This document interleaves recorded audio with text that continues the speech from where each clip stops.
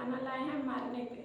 बहुत ही अच्छा है, एंजॉय कीजिए और बताइए। मारना दो प्रकार का होता है, जो एक दिखाई देता है, एक दिखाई नहीं देता है। हर घर में होता है। सुनिए और देखिए और एंजॉय कीजिए। खेलन कूदन